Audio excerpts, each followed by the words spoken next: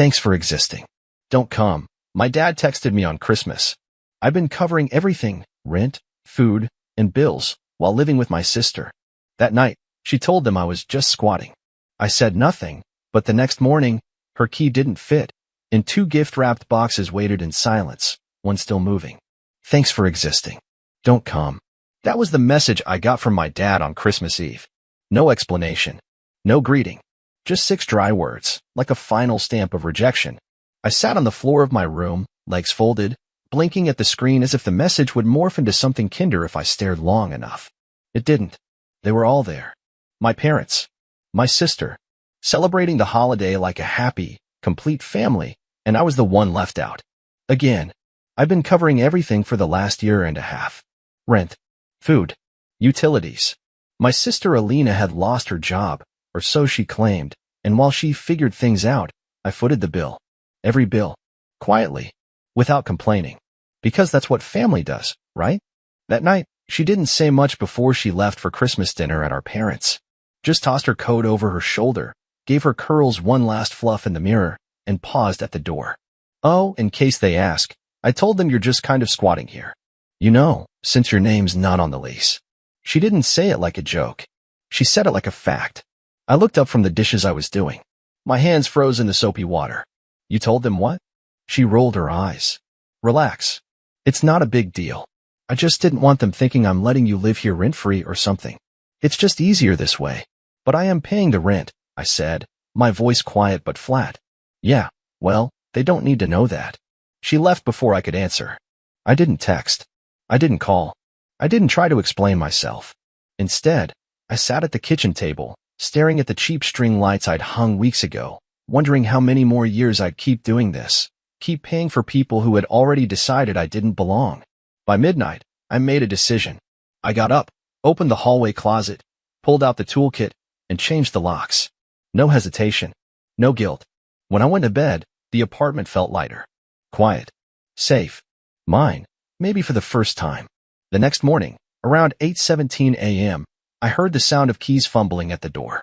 A click. A curse. Another click. Nothing. Then knocking. Then pounding. Then silence. I didn't open the door, but I did leave something for her. 2 gift-wrapped boxes sat neatly on the welcome mat. One was medium-sized, tied with a perfect ribbon. The other was smaller. And still moving. It started small. Groceries, first. Then rent. Then her student loans, which she claimed she'd totally pay back soon. And when she got fired, again, I didn't ask questions. I just stepped in. I took on extra shifts. I sold my old laptop. I gave up travel, hobbies, even dating. I convinced myself that this was just temporary. That helping my sister stay afloat was what good brothers did. But temporary became routine. And routine became obligation. And obligation turned into silence. Because what do you even say to someone who lets you pay their bills, then tells your parents you're squatting in your apartment? I should have seen it coming. Alina had always had a way with words. She knew how to twist things just enough to make herself the victim and me the nuisance. As kids, she cried her way out of everything. As adults, she cried her way into everyone's wallet. Even our parents. Especially our parents. To them, she was the creative soul. A little chaotic, Mom used to say with a laugh. But she means well. Meanwhile, I was too serious, too controlling, too cold. But cold is what you become when love comes with conditions. I stopped going to family dinners months ago. Not because I didn't want to see them, but because I couldn't keep pretending. Every conversation turned into a financial guilt trip. You're the stable one. She's struggling. You know she has a delicate spirit. Why are you always so difficult? The truth? I was tired. Tired of paying for everything. Tired of being the only adult in the room. Tired of waking up every day in an apartment I paid for, just to be told I was a burden. But the moment that snapped something in me came just 3 weeks before Christmas. We were sitting in the living room. I'd just gotten off a 12-hour shift and had picked up takeout for both of us. I placed the bag on the table. Alina didn't even look up from her phone. Can you Venmo me? She said casually. For my part of the takeout. I blinked. You mean the takeout I bought with my card, using my money, while you haven't paid rent in 3 months? She shrugged, thumbs still flying across her screen. Yeah, but you chose to do that. I didn't ask you. You've been asking me all year. Yeah, she said, finally looking up. Well, no one forced you. And that's when it hit me. She never felt guilty. Not once. She wasn't using me out of desperation. She was using me because I let her. A week later, I saw the credit card bill. Not mine. Hers. Or what should have been hers. The only problem? The statement was under my name. I sat on the edge of my bed, heart pounding, staring at the balance. $6,438.72. Spent at Sephora, Apple, Zara, a spa resort, a tattoo deposit. I called the company. They confirmed the account was open with my social security number and email. She had stolen my identity. I didn't even confront her right away. I just went quiet, observed, tracked, took screenshots, watched her waltz around the apartment in new boots and an Apple Watch, laughing on FaceTime with her friends, talking about my stupid brother like I wasn't 5 feet away. I was going to wait until New Year's to say something. Maybe even February. Let it build. Let it sting. But then Christmas came. And the message from my dad. Thanks for existing. Don't come. And Alina, that night, sipping wine, said with a smirk. I mean, you can't really expect them to see you as family when you act like a tenant. You don't belong. So I changed the locks. I left her the gifts I'd originally bought her because I'm not cruel. And I added one more. The second box. Inside? A copy of the credit card statement, with her name written across it in red marker, and a flash drive, with audio files, recordings I'd made of her bragging to her friends. One where she said, laughing, honestly, he deserves it. He's like a bank with no overdraft fees. Why wouldn't I take advantage? The box trembled slightly because of the phone I'd hidden inside mine, set on vibrate, buzzing on loop from a scheduled alarm. I wanted her to feel what I'd been feeling all year. Confused, rattled, shaken. I was in the kitchen reheating leftovers when the banging started. Not knocking, banging, like someone wanted to break the door in. It didn't surprise me. What surprised me was how calm I felt. I opened the door slowly. There she was. Alina. Hair a mess, eyeliner smudged, rage written across her face. What is this? She screamed, holding up the still-moving silver box like it was a bomb. I tilted my head. A Christmas present. It was vibrating. I know. Did you open it? Her mouth opened, then shut. You should, I said, stepping aside. Come in, since you don't have keys anymore. She stormed in, dropping the box on the coffee table. The ribbon was half untied. She yanked the lid off and stared. Silence. Inside, perfectly arranged, were a stack of printed screenshots from her text conversations, where she called me a freeloader and just a walking paycheck. A flash drive labeled, for Dad.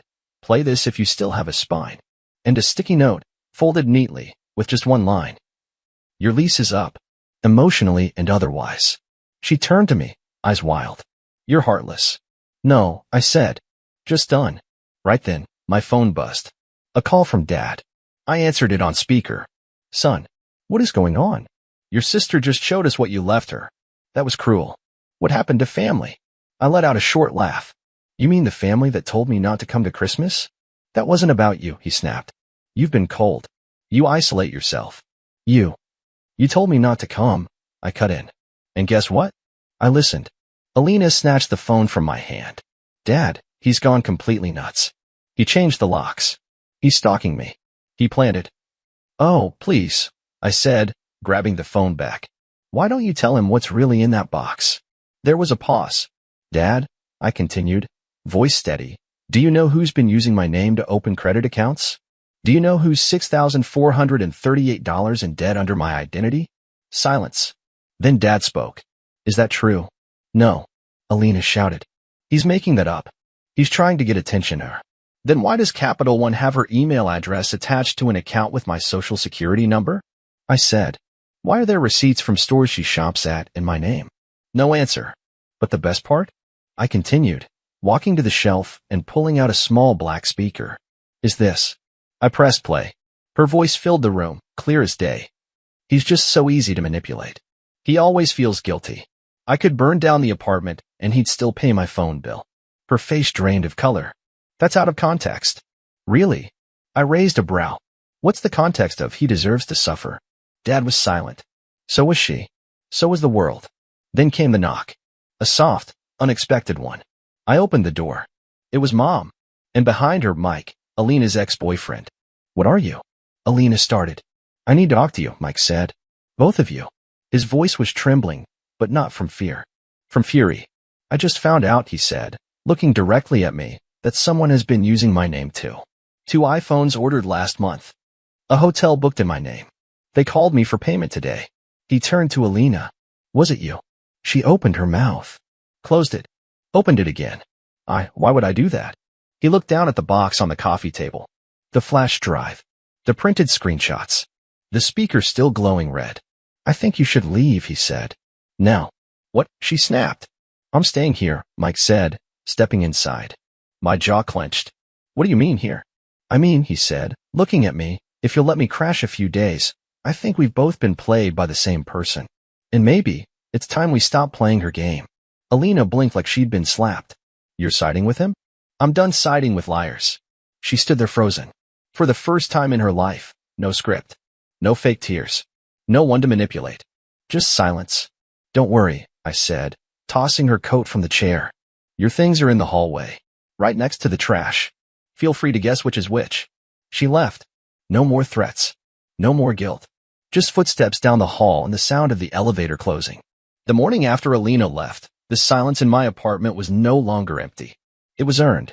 I stood in the kitchen holding a mug of reheated coffee, watching the steam rise in lazy spirals. I expected to feel guilt. Maybe regret. But there was nothing like that. No ache in my chest. No second guessing. Just peace. Mike was still asleep on the couch, snoring softly under a blanket I tossed him the night before.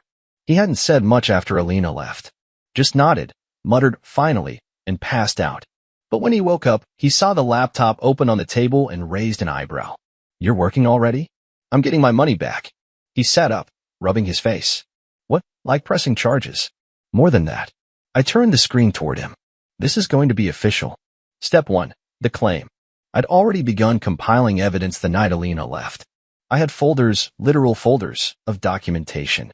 Screenshots of credit card statements, IP login records, my bank account history, and even receipts for every charge she'd made under my name.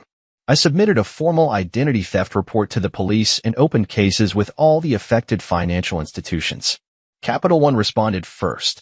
They flagged the account and started a full fraud investigation. By Friday, my phone buzzed with a confirmation email. You have been approved for full reimbursement. $6,438.72 back in my account.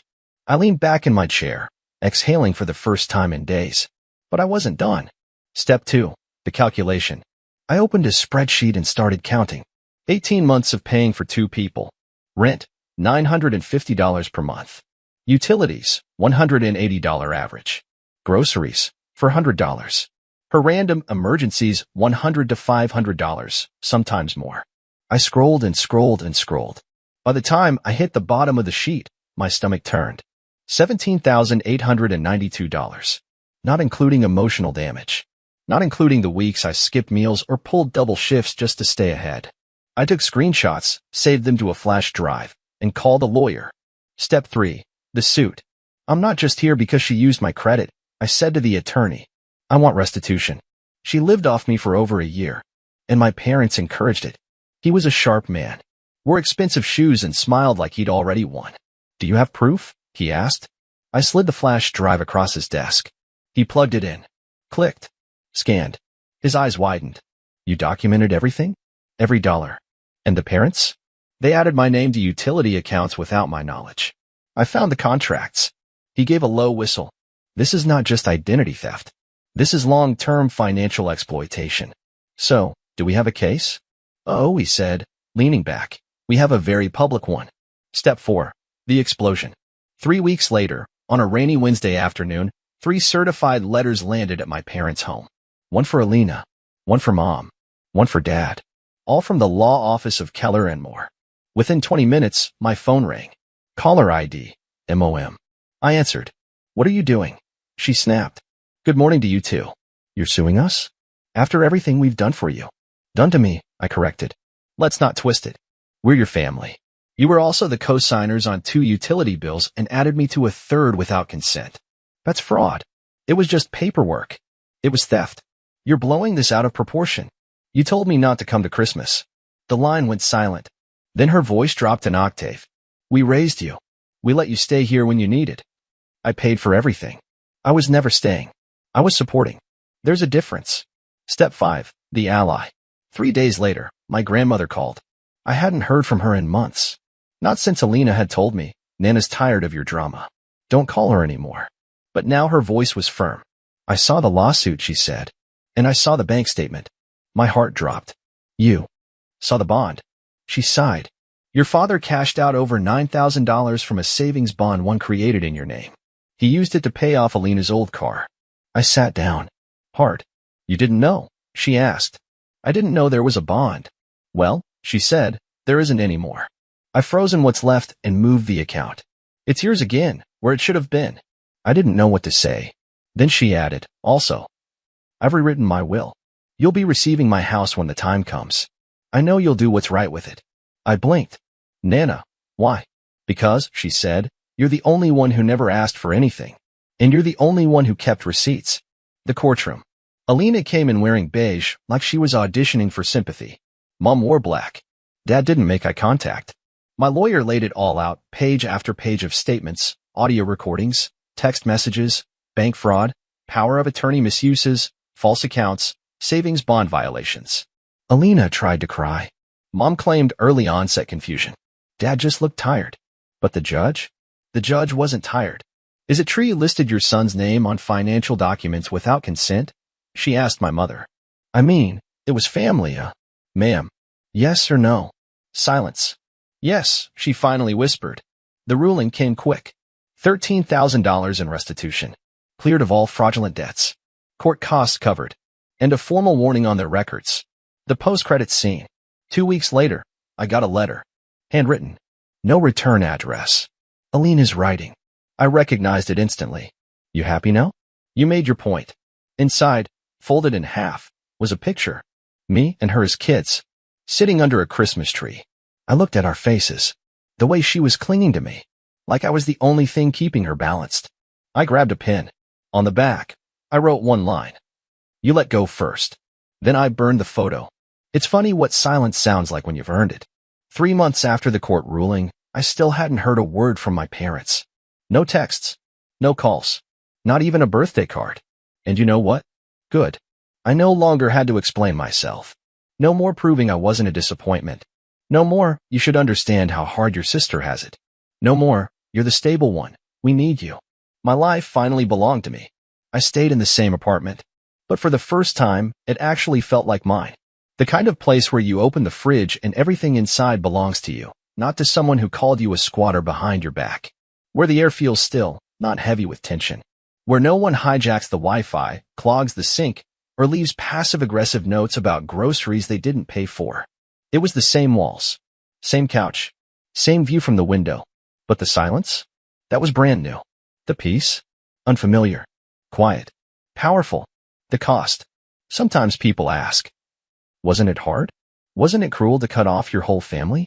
And my answer is always the same. It was necessary. I spent so many years shrinking myself to fit their comfort, smiling through insults, writing checks instead of setting boundaries, letting them call me selfish for not giving them everything while they gave me nothing but guilt. The real cruelty was how long I let it happen. When I finally stopped playing the obedient son and the generous brother, I saw the truth. They didn't miss me. They missed what I gave them. The message. One afternoon in May, I opened my email to a message from a name I didn't recognize. The subject line. Your sister isn't doing well. It was from a woman named Tessa, apparently one of Alina's old friends. The message was short. Cold. She's couch hopping. Lost her job again. Says you ruined her life. Thought you'd want to know. I stared at the screen for a long time. And then I hit delete. Not because I didn't care, but because caring isn't the same as going back. The last encounter. One day, I ran into my dad at a gas station. We locked eyes across the pump. He looked older, smaller, like someone who had finally run out of excuses. He approached slowly, not with anger, but with a strange sort of shame. You look good, he said. I nodded. He looked down at the ground. You know your mother's still angry. I stayed quiet. She says you ruined Christmas. I raised an eyebrow. That's funny. She started it with don't come. I just listened. He sighed. Family fights, son. No, I said. Families fight for each other. You fought for Alina. You never fought for me. He didn't have a response to that. He just stood there. waiting for me to give him a way back in. I didn't. I got in my car, drove away, and it felt like peace. This wasn't revenge. This was freedom. Let me make something clear. This wasn't about vengeance. This wasn't about punishing anyone. This wasn't about proving that I was right, even though I was. This was about letting go. Letting go of a system where love meant transactions. Letting go of the guilt that was never mine to carry. Letting go of the version of myself that begged to be seen, heard, valued. I didn't set out to destroy my family. I just stopped destroying myself to protect them. People like Alina, people who take and blame and twist, they survive because others keep absorbing the impact.